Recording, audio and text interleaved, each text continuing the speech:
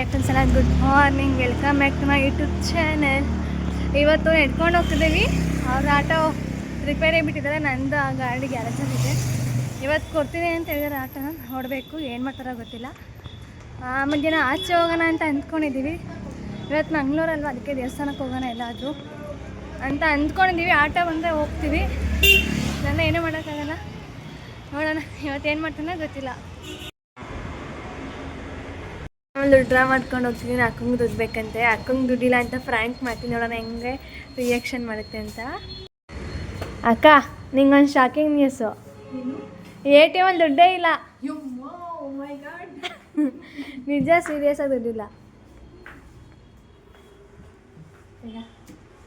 Gas bill ಕಟ್ಟಬೇಕಂತೆ. ಅನ್ನ ಮನೆಯವ್ರು ಬಂದ್ಕಿಂತ ಫೋನ್ ಮಾಡಿ ನೆಟ್ಕೊಂಡೇನು ಹೋಗ್ಬಿಡ, ನಾನೇ ಪಿಕಪ್ ಮಾಡ್ತೀನಿ, ಇವತ್ತು ಆಟೋ ಇಸ್ಕೊಂಡಿದ್ದೀನಿ ಅಂತ ಅಂದರು. ಸರಿ ಆಯಿತು ಅಂತ ಕರ್ಕೊಂಡು ಹೋಗ್ತೀರ ಅಂತ ಅಂದ್ಬಿಟ್ಟು ಅಕ್ಕಂಗೆ ಹೇಳಿದೆ. ಸರಿ ಆಯಿತು ಪ್ರಿಯಾ ನೀನು ಬಾ ಅಂತ ಅಂದರು. ಕರ್ಕೊಂಡು ಸುಮ್ಮನೆ ಹೋಗ್ತಾನೆ ಇದ್ರು. ಎಲ್ಲಿಗೆ ಅಂತ ಹೇಳಿಲ್ಲ. ನಾನು ಎಲ್ಲಿಗೆ ಅಂತ ಕೇಳಿದೆ.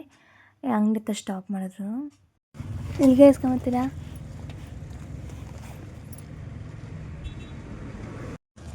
ಯಾಕಪ್ಪಿ?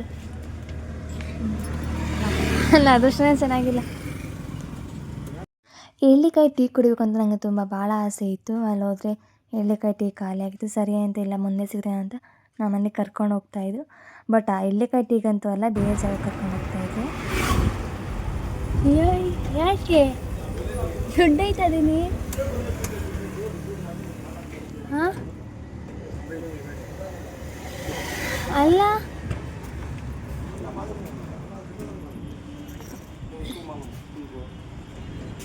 एक से 2-3 बार में तो सर्विस को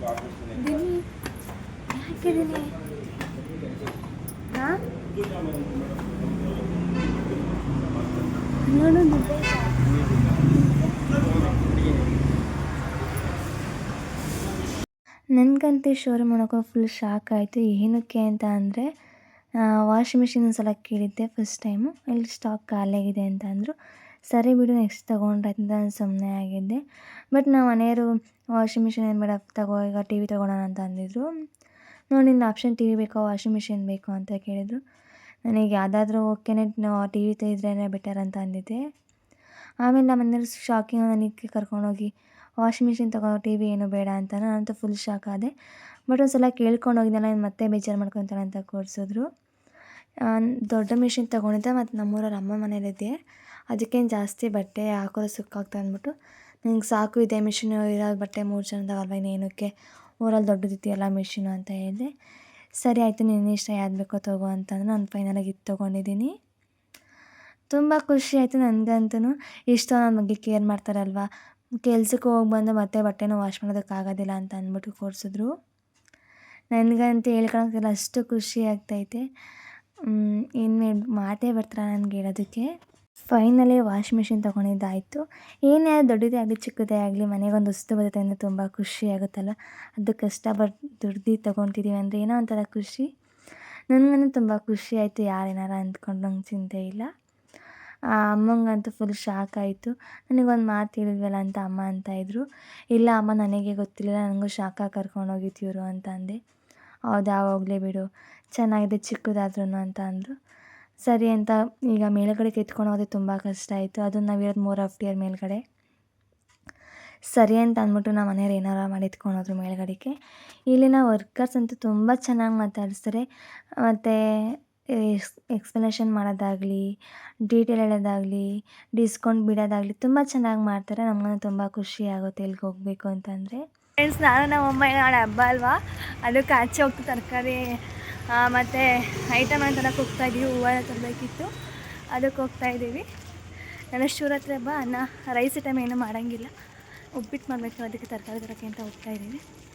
ಇವರ ನಮ್ಮಮ್ಮ ನಮ್ಮ ಅಮ್ಮಂಗೆ ಸ್ವಲ್ಪ ನಾಚಿಕೆ ಮಾತಾಡೋದಕ್ಕೆ, ಟ್ರೈನಿಂಗ್ ಕೊಡಬೇಕಿನ್ನ ಮಾತಾಡೋದಕ್ಕೆ. ಆಮೇಲೆ ಐಟಮ್ ತೊಗೊಂಡು ಸಿಗ್ತೀನಿ. ನಮ್ಮ ಮೇನ್ ರೋಡಿಗಂತೂ ಬಂದರೆ ಫುಲ್ ಟ್ರಾಫಿಕ್ ಆಗಿತ್ತು. 4 ಕಡೆಯಿಂದನೂ ಜಾಮ್ ಆಗಿತ್ತು. ಏನಕ್ಕೆ, ನಾಳೆ ಹಬ್ಬ ಅಲ್ವಾ, ಅದಕ್ಕೆ ಫುಲ್ ಜಾಮ್ ಆಗ್ತಾಯಿರುತ್ತೆ. ಇದು ಮತ್ತು ಚಿಕ್ಕ ರೋಡು, ಅದಕ್ಕೆ ಯಾವಾಗಲೂ ಫುಲ್ ಟ್ರಾಫಿಕ್ ಜಾಮ್. ಹಬ್ಬ ಆಗಲಿ ಮತ್ತು ವೀಕೆಂಡ್ಸ್ ಆಗಲಿ ಫುಲ್ ಟ್ರಾಫಿಕ್ ಜಾಮ್ ಇರುತ್ತೆ. ನೆಕ್ಸ್ಟು ಅಮ್ಮ ನಾನು ಇಲ್ಲಿ ಬೋಂಡ ತೊಗೊಂಡೋಣ ಅಂತ ಬಂದ.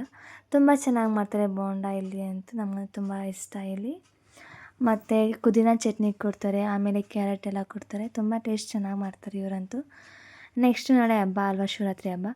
ಅದಕ್ಕೆ ಶಿವನ ದೇವಸ್ಥಾನದಲ್ಲಿ ಫುಲ್ ಅಲಂಕಾರ ಮತ್ತು ಲೈಟಿಂಗ್ಸ್ ಎಲ್ಲ ಬಿಡ್ತಾಯಿದ್ರು. ನಾನು ತುಂಬ ಚೆನ್ನಾಗಿ ಗ್ರ್ಯಾಂಡಾಗಿ ಮಾಡ್ತಾರೆ. ಅಷ್ಟು ಮುಗಿಸ್ಕೊಂಡು ನೈಟ್ ಮನೆಗೆ ಬಂದು ಅಮ್ಮ ಅಡುಗೆ ಮಾಡಿದರು. ರೊಟ್ಟಿ ಮತ್ತು ಕುಂಬಳಕಾಯಿ ಪಲ್ಯ ಮಾಡಿದರು. ನನಗಂತೂ ತುಂಬ ಇಷ್ಟ ಆಯಿತು. ಈ ವಿಡಿಯೋ ಇಲ್ಲಿಗೆ ಎಂಡ್ ಮಾಡ್ತಿದ್ದೀನಿ. ನಿಮ್ಮ ಸಪೋರ್ಟ್ ಹೀಗೆ ನನ್ನ ಚಾನಲ್ ಸಬ್ಸ್ಕ್ರೈಬ್ ಮಾಡಿ. ಬಾಯ್, ಗುಡ್ ನೈಟ್.